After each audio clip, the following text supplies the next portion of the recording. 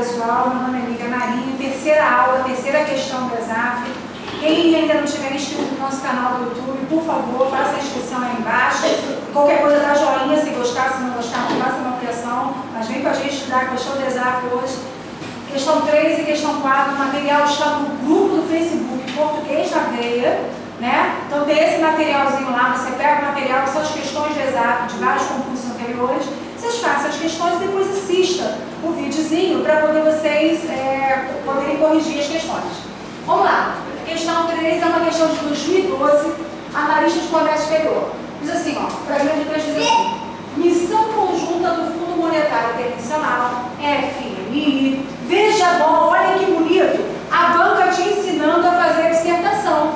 A banca te ensinou, porque ela coloca aqui, ó, Fundo Monetário Internacional. Depois ela coloca um traço e coloca a FMI. Tá? O que ela está falando para você? Que se você quiser colocar uma sigla dentro do seu texto, antes você tem que escrever por extenso o seu texto e depois você pode ou colocar o travessão ou colocar entre parênteses. Ó, os dois servem. Aqui está com travessão. Então a banca está te ensinando como fazer. Depois que você tiver escrito por extenso e colocar a sigla, você está autorizado a substituir todo o texto. Melívia, meu texto tem 300 vezes a palavra FMI. Bom, se você não consegue retirar nenhuma vez, né, você está autorizado a utilizar, porque você já fez uso da sigla por extenso. Então vamos lá. Missão conjunta do Fundo Monetário Internacional, FMI, e do Banco Mundial, aqui ó, de novo, ó, BIRD, né, assim, em inglês, depois da avaliação do nosso sistema financeiro. Olha aqui, gente, por que tem essa vírgula aqui e essa vírgula aqui? Ó, ela tem uma vírgula porque isso aqui nada mais é do que um adjunto adverbial, uma opção adverbial, que indica a ideia de tempo. Quando foi que aconteceu? Depois da avaliação do nosso sistema financeiro. Olha aqui quantos termos, ó. 1, 2, 3, 4, 5, 6, 7. 7 termos. Eu falei para vocês na aula 1 que a partir de 5 termos a vírgula era obrigatória. Então ele está utilizando 2 vírgulas aqui, porque essa locução adverbial aqui, ela não está na ordem direta. Lívia, qual é a ordem direta? Sujeito, verbo, complemento. E depois? Depois o que vier depois, qualquer coisa que vier depois, inclusive a ajuda adverbial. Se fosse na ordem direta, a vírgula aqui seria também facultativa. Agora, como está no meio do meu texto, e esse termo, toda essa oração, toda essa locução adjuntiva aqui, adverbial aqui, tem 7 termos, essa vírgula aqui, ela é obrigatória. Porque eu estou inserindo no meio do texto um termo intercalado com 7 termos. É obrigatório colocar para que o meu leitor não se perca no meu texto. Tá ok? Então vamos lá. Depois da avaliação do nosso sistema financeiro, a missão conjunta faz o quê? Conclui que ele é estável. Quem é que é estável, gente? Ele. Quem é ele? O meu sistema financeiro. Isso aqui faz referência a algo que já foi anteriormente citado. Então isso aqui é o quê? É um termo anafórico. Vive o que é termo anafórico? Deixa eu ver aqui, ó. A gente tem dentro do nosso texto algumas funções. Eu tenho uma função que é endofórica. O que acontece com a minha função endofórica? Dentro do meu texto, eu posso ter termos que façam referência antes, que é a anáfora,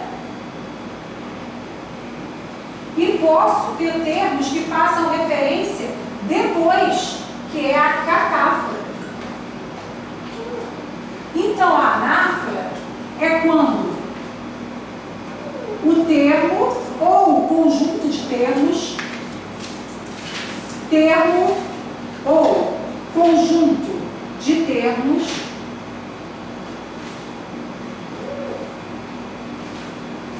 fazem referência a algo anteriormente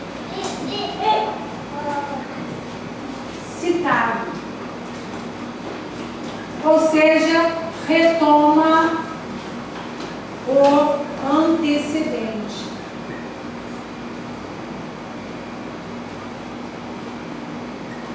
E a catáfora? A catáfora faz exatamente o contrário. Ela antecipa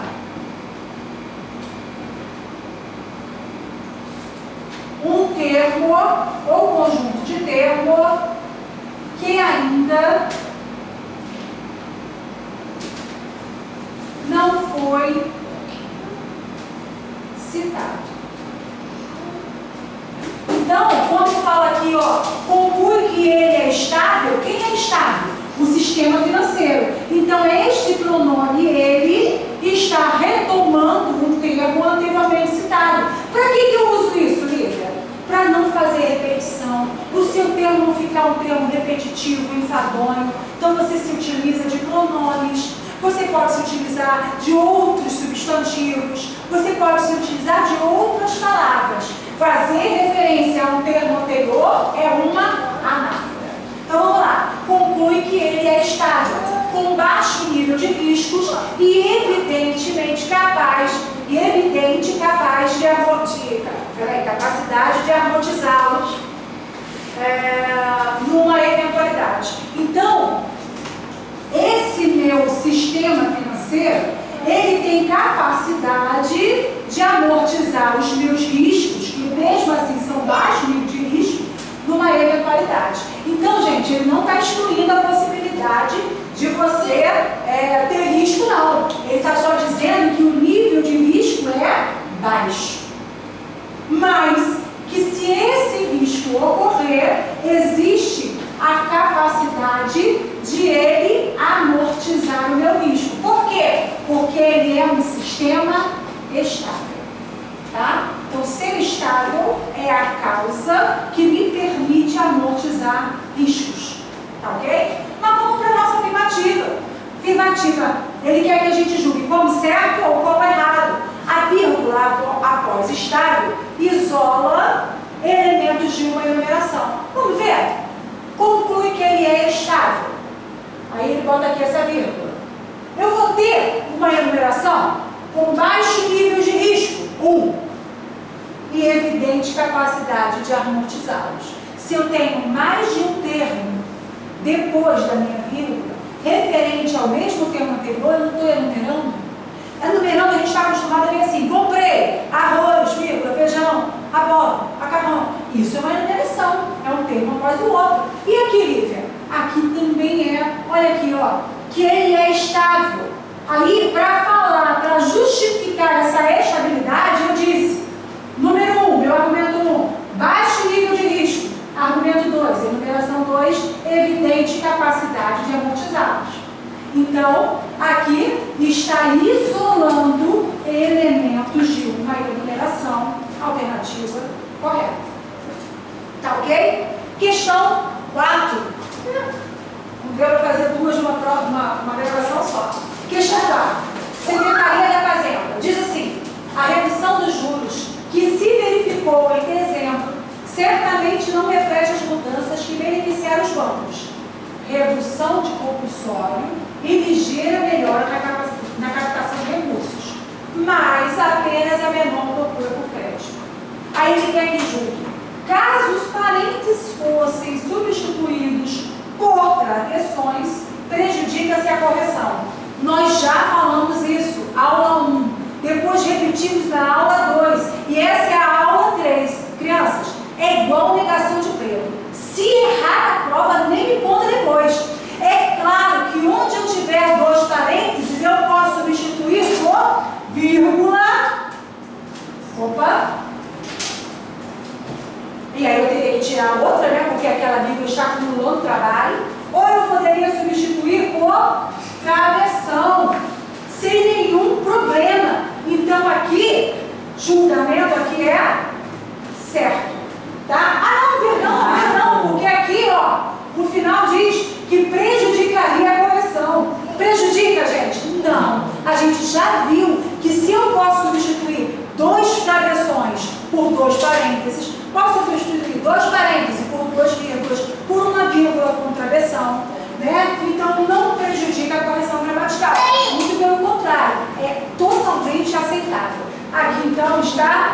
errado. Tá ok? Muito obrigada, não esqueça de curtir o vídeo e qualquer coisa, qualquer dúvida, mande lá para o nosso grupinho Português da Veia no Facebook. Lá também você vai encontrar todo o material da aula que a gente está comentando. Um beijão e até mais!